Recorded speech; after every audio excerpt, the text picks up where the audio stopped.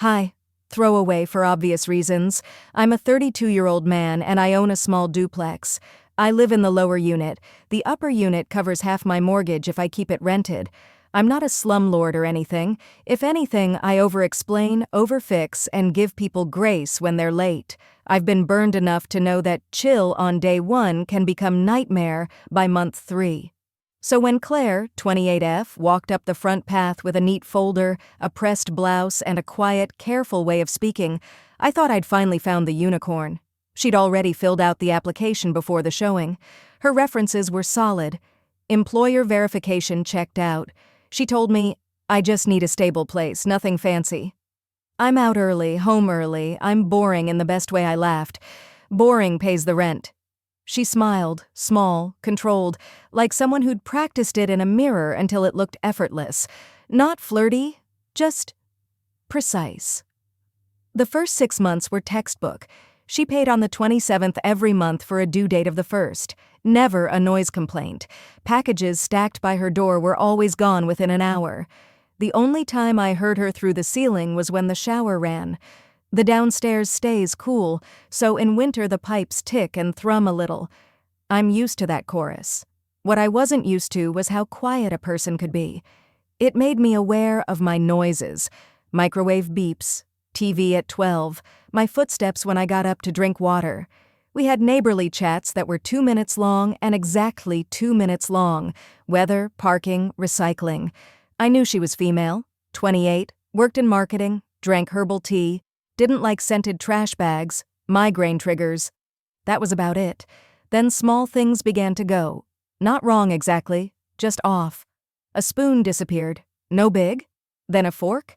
I figured I'd left it in Tupperware at work. Then my remote wasn't on the coffee table. It was on the back of the couch cushion, as if balanced there like a little flag that said, "Observed." My house keys, always on a hook, were on the kitchen island one morning. I told myself I'd been careless. I had the locks rekeyed anyway. Not because I suspected Claire, just because the locksmith made small talk. "Deadbolt's a bit loose." "You might feel a different bite when you turn the key." I nodded like that explanation was enough for the discomfort deep in my ribs. A week later, I woke up at 1:47 a.m. to the unmistakable sound of a lock turning. Not rattling, not wind. The slow, metal-to-metal click that your body recognizes even standing in the dark. I sat up. I didn't breathe for a good 10 seconds. The house had that night silence where you hear the fridge cycle like a thunderclap. I swung my legs out of bed, grabbed the old aluminum bat from the wall, and padded into the living room. The door was shut. The deadbolt was in place, chain hooked. I pressed my palm to the wood. Cold. Nothing else. I stood there with my bat and tried to convince myself I'd dreamed it. Back in bed, I stared at the ceiling and listened to the pipes talk. From upstairs, I heard a faint creak like careful weight shifting from heel to toe. I checked the time. 2:03 a.m. I imagined Claire awake, maybe insomniac, pacing. In the morning, I asked casual, "You keep odd hours sometimes?" She shook her head. "I'm dead asleep by 10. She said, with that small practiced smile. "If you heard anything, it's the building settling."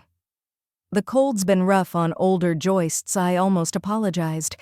It felt like accusing someone of chewing too loud. Another week.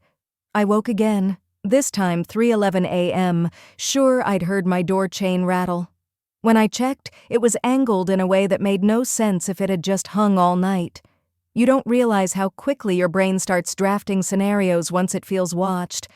I moved the couch closer to the door, half because it felt like a barricade, half because my TV stand had felt disturbed lately. The next 2 nights, nothing. Then, a Monday evening, I came home from a late shift and my bathroom mirror had the faintest oval of fog on it, like a face had leaned close, breathed out, and then the warmth had faded before it could bead. I stared at it. My toothbrush lay perfectly parallel with the lip of the sink, like a display. I keep mine tossed in a cup.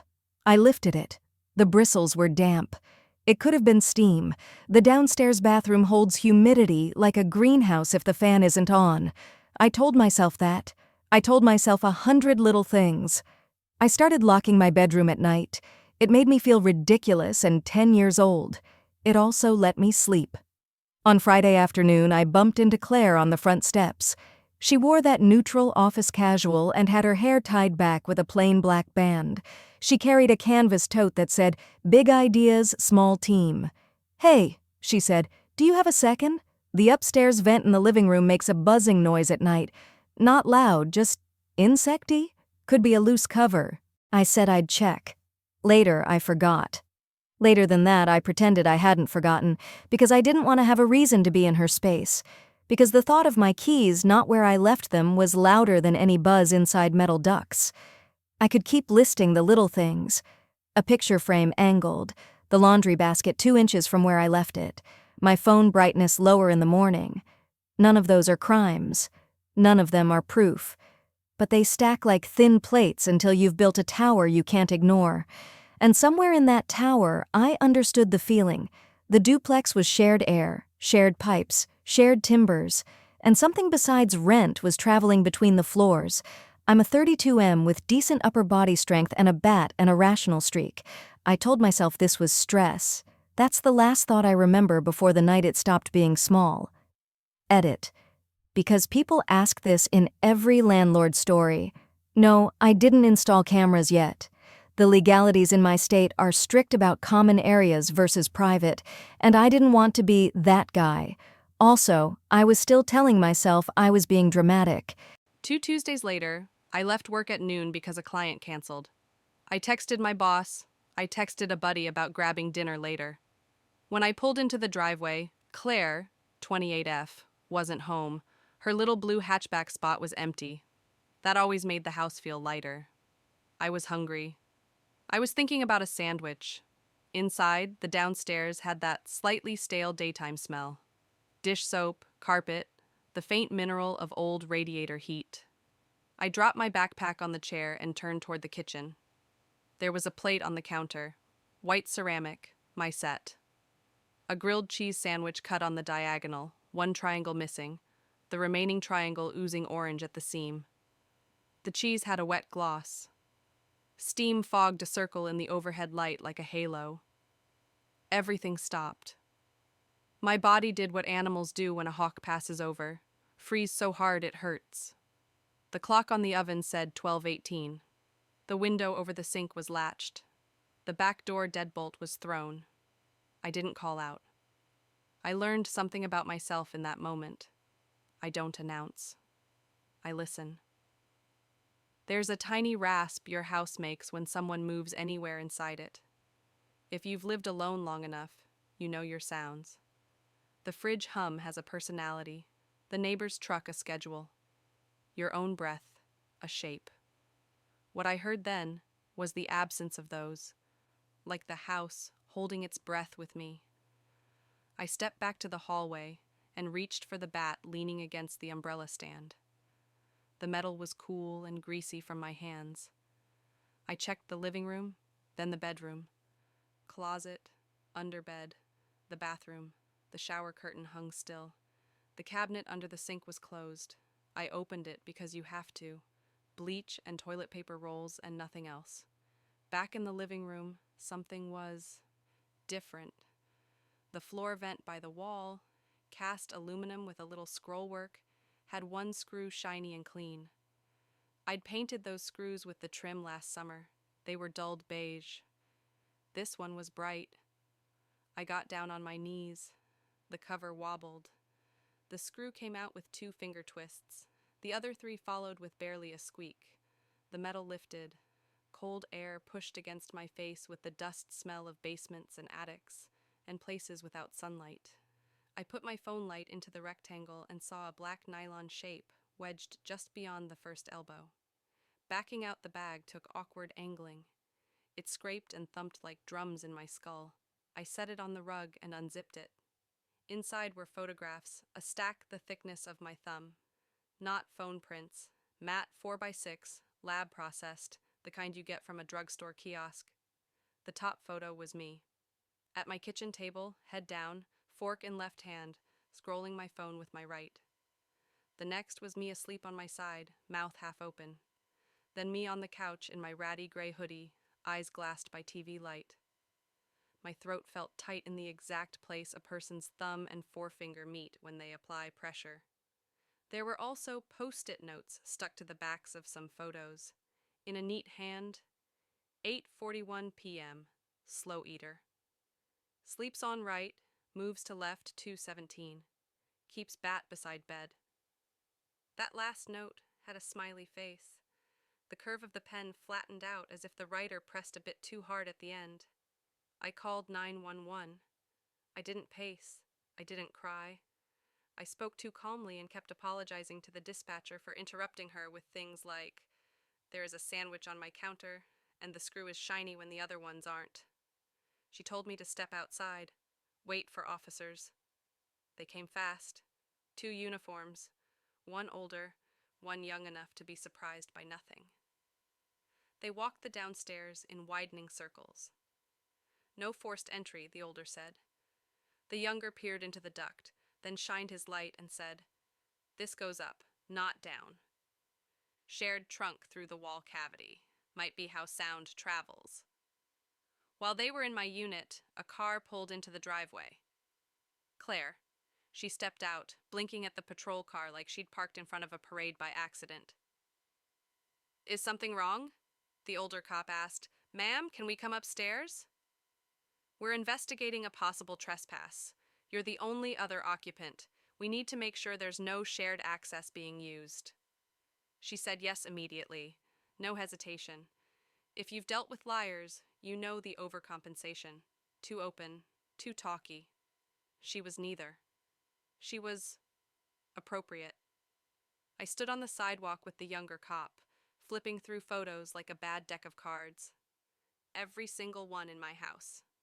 Some angled from near ceiling level, like from a vent mouth. A few at the exact height of the slats on my bedroom return. 10 minutes later, the older cop came back down the exterior stairs and shook his head. Nothing in her place. Vents are standard, no access panel, no cameras, no prints, no hidden devices. He glanced at the backpack. "We'll take this into evidence." But honestly what? "We're not seeing a specific suspect. Could be a prior tenant with a key. Could be your friend." "I don't have friends I give house keys to," I said too quickly. "I rekeyed a month ago." They made the noises cops make when they want to be empathetic, but have to be procedural. "File a report. Consider cameras for your own unit. Legal in your living space, not in hers. Check your windows. They promised extra patrols." Claire came down last. She looked at the photos when the officer showed her one. Her face went a chalk color that didn't look performed. "That's... oh my God," she said quietly. "I'm so sorry this is happening. Why would anyone..." She trailed off, eyes on the duct, then looked at me. "Do you have anyone who's obsessed with you?" It was so absurd I almost laughed. The cops left. I locked my door. I locked my bedroom door. I set my phone flash facing the hall like a poor man's tripwire. I sat in the chair opposite the front door with the bat across my knees and watched the deadbolt. I tried not to blink long. The grilled cheese sat on the counter until the cheese hardened to a plastic-looking sheet. At 3:10, I got up, wrapped it in foil, and took it out to the trash because I couldn't stand it being in the house. The next morning, I texted my mother, 58F, because that's what you do when you want sensible advice and a reminder you weren't raised to be paranoid. She called. I told her about the photos, the sandwich, the police. She said, "Honey, you're selling that place." "I can't sell because someone maybe took pictures of me." "You can and you will, after you make it safe." She paused. "And that girl upstairs?" "Claire, 28, female. If she's involved, she'll be gone before you can sneeze. If she's not, she'll move anyway. No normal woman wants to live above a crime scene." I told myself I'd wait a day. I lasted until after lunch. I walked up and knocked on Claire's door. She opened on the second knock. She'd been standing near it because I didn't hear steps. She wore jeans and a sweater the color of oatmeal, and she did that small, polite smile. "I'm giving you notice," I said. "End of the month. I know it's legal to do 60 days, but I'll prorate, help with movers, whatever. I can't sleep like this. She looked at me like she'd been waiting for it. That's probably for the best, she said, and there was something in the probably that made the hair at the back of my neck stand up. Not triumph, not relief, recognition maybe. Like I'd finally said the thing in a script we were both handed. I went back downstairs and started pulling every vent cover I could reach. I found nothing else. That night, I set the bat across my lap again. I fell asleep once, head snapping forward, and dreamed I was inside a wall, and the drywall was cool against my cheek. Edit. People keep asking why I didn't confront Claire harder. Because I had zero proof. Because the cops were 10 minutes gone, and I didn't feel like dying in a hallway over a hunch. Because I'm a 32M with a mortgage and not a hero. The 2 weeks before move out were almost calm. Claire, 28F, went to work, came home, carried small neat boxes to her car each evening. No friends helped. No moving truck. Just a trickle. I changed the locks again the day she handed in her keys, paying a different locksmith this time and watching his every move. I installed a door chain. I put a little bell on the knob, which felt ridiculous until I heard it chime in the empty living room and felt better. I also did what you should. Door sensors from a big box store, DIY ones that stick to the jamb. A $20 camera aimed at my living room, pointed away from anything private. I tested it 3 times.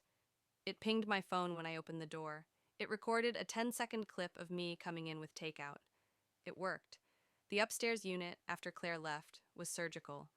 No dust bunnies under the fridge, no ring in the tub, no spice rack film. She'd wiped the walls where furniture had scuffed. The bedroom closet smelled like nothing at all. There's a way people leave space. Sloppy, hurried, sentimental. She left it like a hotel maid with a checklist. The first night she was gone, I slept with my bedroom door open. I didn't move the couch back. I liked it nearer the door. I woke only once, to the creak of the building adjusting as the air cooled. When I woke for real, sunlight was on the floor in a rectangle. I stood there longer than necessary, letting it warm my feet, like proof that day still came. 2 nights later, I even laughed about the sandwich with my friend Mark, 33M, over beers. He said, "Man, somebody's messing with you." I said, "Someone was messing with me." Past tense felt like armor. The next week, my mother asked if I'd listed the duplex. "Not yet," I said, because part of me still loved the place, and part of me hated everything it had been for 2 months.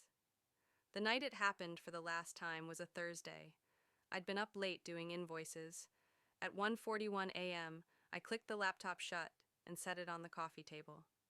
I stood, stretched, and the doorbell gave the tiniest jingling sound, even though I hadn't touched the door. My scalp prickled so fast it felt like a freeze burn. My phone didn't ping. The sensor didn't chime. I told myself the air conditioning kicked on and moved the bell. I brushed my teeth. I checked the back door. I turned off the kitchen light and left the living room lamp on low. I was almost at the bedroom when I heard it. The specific metal whisper of a key sliding into a cylinder. Not mine. Slower, like someone savoring it. I didn't breathe. I moved without sound back to the living room, bat in hand, and stood to the side of the door where the jamb meets the drywall. The chain hung slack. The deadbolt sat horizontal.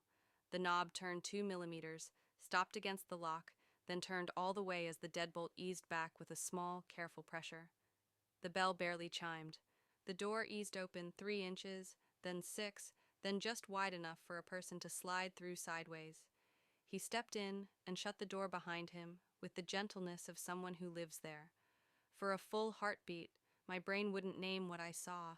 There are categories that keep you sane. Stranger, friend, family, neighbor, cop. My body tried all of them and rejected them because the person standing in my living room was me. Not looks like me. Not same build, same haircut. My height, 32-year-old man, 5 feet 11 inches. My jawline, the little chip in my left incisor I got on a beer bottle in college, the hoodie I was wearing. I looked down, stupidly, to confirm that I was indeed wearing it. I was. He was too. The way the fabric draped at the pocket was identical. He smiled with my mouth. a twitch that pulls more on the right because of an old nerve thing. It was all there, recorded somewhere in my mirror and replayed in front of me. He lifted one hand, palm out, a gentle greeting. "She told me you'd be ready," he said in my voice. The echo in the room made it impossible to place who'd spoken. My first thought, ridiculous, floaty, was that Claire had hired someone to mess with me wearing a mask, but there was no seam at the hairline. When he blinked, the skin moved right. The eyes were my eyes, down to a tiny burst capillary at 3 o'clock in the left iris. "Get out," I said, and my voice sounded thin compared to his. I lifted the bat. He didn't flinch. He glanced past me at the vent, the same return I'd pulled the backpack from. It sat with its screws back in, dull beige again. He angled his head toward it like a dog hearing a whistle. "Don't," I said. He lifted his hands higher, the universal "I'm not a threat" motion, and took one step sideways like a basketball pivot, keeping me and the vent in his peripheral. I moved to block him. He mirrored me 2 beats later, like we were doing a slow dance we both knew. "Who are you?" I asked. He looked past me again, almost fond. "You know," he said softly. And she knew. He nodded upward, toward the ceiling, toward what had been Claire 28F's unit. "She said you'd move the couch. She said you'd keep the bat. She said you'd watch the door instead of the walls. I made a choice then that I've played back 100 times. I lunged. He didn't try to block. He simply moved. Not fast, not slow, just early, like he'd started reacting to me before I'd finished deciding. He slid along the wall, past the lamp, toward the vent. I swung high, and the bat clipped the shade and sent it spinning. For a heartbeat, the room strobed between shadow and light. He crouched, and his fingers were already on the screws. "That's bolted," I said, though I knew it wasn't. I'd reattached it with anxious hands and a bad driver, and told myself it was good enough. He popped 2 screws by hand and twisted the cover away with a smooth flip of wrist that I recognized as my own, the way I recognize my handwriting. Cold air breathed out. The smell hit me. Dust, yes, and something else. A chalky human smell like old skin and the inside of a winter coat collar. "Don't," I said again. My voice cracked. He looked up at me with a kind of pity, or maybe not pity, permission. "You're ready," he said. She said. Then he gripped the edge of the opening and slipped inside, shoulders angled, one arm extended, the other pressed tight, and slid into the vertical trunk like a note into a slot. His shoe sole scraped metal. He was smaller than me because he was me, and I knew exactly how you turn hips to fit through 2 tight spaces. That's something you learn crawling under porches for broken trap primers and fishing cables through joists. I dropped to my knees and grabbed for his ankle. I caught it. It was bone and tendon and muscle I recognized. He twisted his leg the way I'd twist mine to break a hold, rotate, press the heel down, pull up, and I lost him. The duct clanged once in a deeper part of the wall and then went quiet, the way a bell goes quiet only after you've stopped hearing it. I stuck my head into the opening and yelled. The sound came back wrong, moving away, sliding through metal. I shoved my phone inside and hit record and saw only angles of tin and darkness and a smear where insulation had rubbed. There are places inside houses that feel like caves. I have never wanted to be in a cave less than I did then. I called 911, again. I told them, there was a man in my house. The operator said, "Are you safe now?" And I said, "He went into the vent," and she said carefully, "Sir, into the vent?" And I hated how it sounded. Cops came. They looked at the screws, at the scratched paint. They looked at the camera footage that didn't ping. The older one said sometimes these cheap sensors miss a slow open. The younger one asked if I had anyone who looked like me. I said no. He said, not unkindly, "Are you sure?" They brought a ladder and opened the upstairs return and shined lights. Nothing. No footprints on the dust, which is the kind of phrase that sticks in your throat later when you're trying to make sense. No footprints on the dust.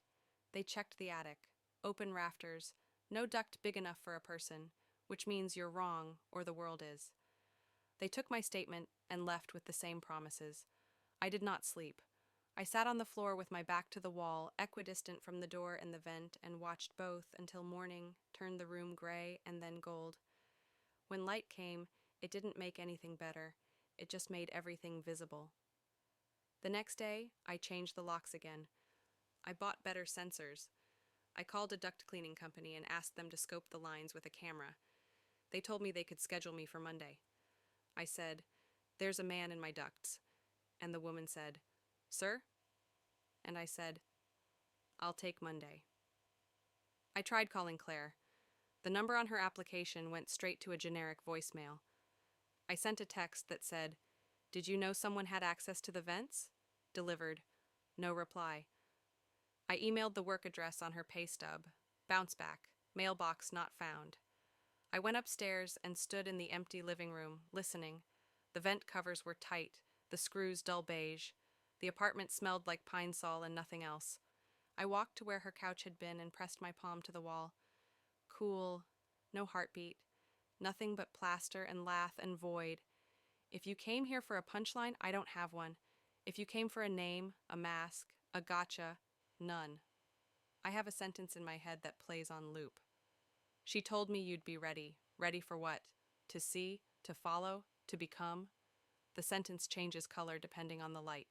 I'm a 32-year-old man who thought owning a duplex was just rent and repairs, and the occasional leaky sink.